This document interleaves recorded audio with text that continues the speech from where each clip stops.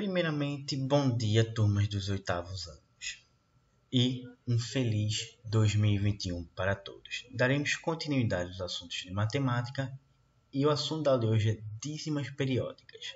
Será um dos últimos assuntos que veremos neste ano. Vamos ver o que são dízimas periódicas. São números decimais em que, a partir de uma certa casa decimal, o algarismo ou o grupo de algarismos começa a se repetir infinitivamente. Exemplo 0,333 aqui. Antes de continuar falando sobre dízimas, vamos falar um pouquinho sobre números racionais. A gente já viu que todo número racional a gente pode transformar em fração, ou seja, uma divisão entre dois números inteiros, onde o numerador e o denominador se dividem.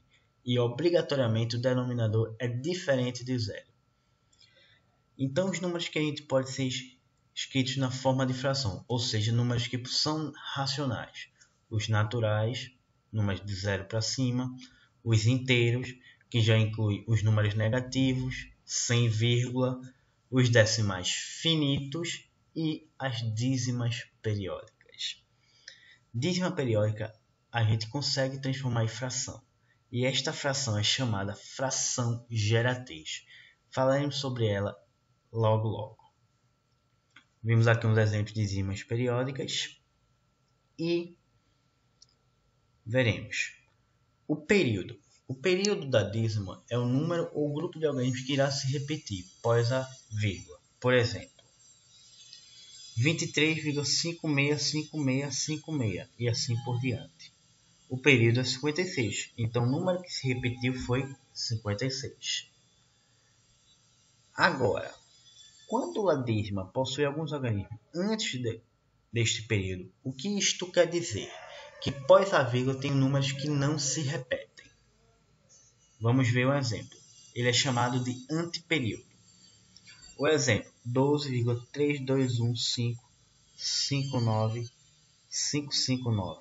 Vemos que o período que está se repetindo é 559 e o anteperíodo é 321. Então, 559 foi o período, que foi o número que se repetiu, e o 321 foi o anteperíodo, foi o número que não se repetiu, pós-vírgula. Toda dízima tipo periódica pode se transformar na forma de fração, que é a fração geratriz. Então, como encontrar a fração geratriz? Vamos entender sobre duas dízimas, que é a periódica simples e a periódica composta. Vamos primeiro falar da simples. A simples, primeiro caso, é aquela que não tem anteperíodo, ou seja, pós-vírgula não tem número que não se repete, só repete infinitivamente. Então vamos ver o seguinte. Como a gente vai fazer? Escrever a dízima na soma da parte inteira com sua parte decimal. Da parte decimal, determine o número de algarismos que se repetem, ou seja, o número de algarismos do período. Escreva a fração na qual o numerador e o período é o denominador, possui todos os algarismos igual a 9. Por exemplo, aqui 25,3333. O período é 3. É só um número que se repete. Então, vamos botar 25 mais 0,333. Depois, 25 mais 3 nonos, onde o denominador é obrigatório 9 e o numerador é o período. Soma as duas frações. E depois soma a parte inteira com a decimal, que é só somar.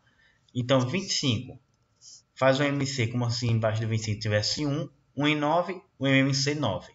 9 dividido por 1, 9. 9 vezes 25, 225. Sobre 9, mais 3 nonos, 228. Caso queira simplificar, também pode por 3, mas até aqui já está bom. Então, vejam, quando a gente faz uma dízima periódica simples, só precisamos somar a parte inteira com a parte que se repete na forma de fração. E o denominador obrigatoriamente é 9.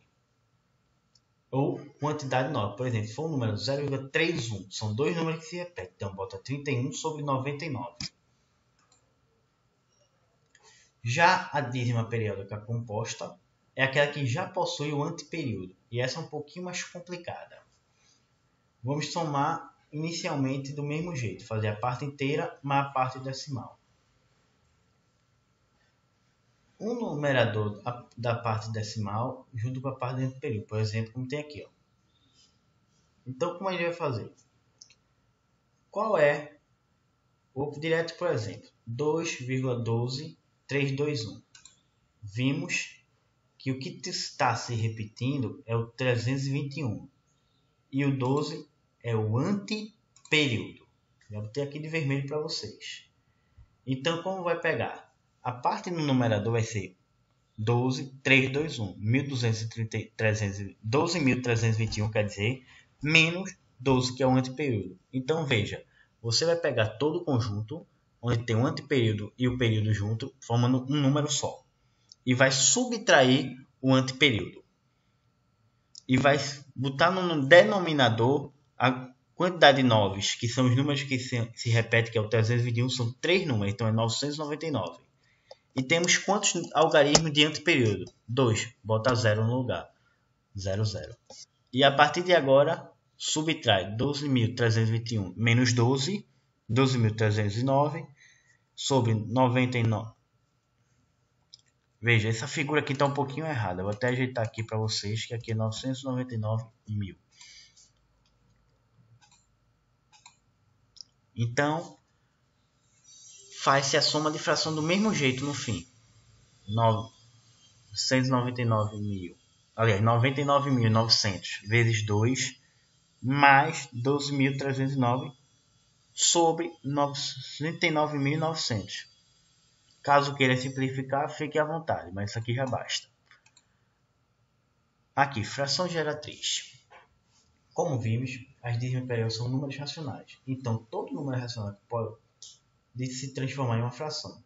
No caso das dízimas, essa fração que a gente se torna é a fração geratriz. Nos dois exemplos aqui, ó, na simples, que deu 228 sobre 9, essa é a fração geratriz. Aqui no outro, 212, 109 sobre 99.900, esta é a fração geratriz. Então vejam bem, dízima periódica, por exemplo, na dízima composto, vejam os mesmos exemplos. Se a dízima for composta, acrescenta 0 na parte do período. Isso aqui é um resumo do que foi feito até agora. Aqui vocês vão ter dois exercícios. O primeiro, encontrar a fração geratriz, do mesmo jeito. Uma simples e uma composta para vocês, e vocês vão fazer. Aqui, vocês vão fazer o seguinte, na segunda questão. Transformar esse número na fração geratriz, e quando tiver numerador e denominador, ver o que se encaixa na alternativa. Boa sorte, mais uma vez, feliz 2021, boa semana e até a próxima semana.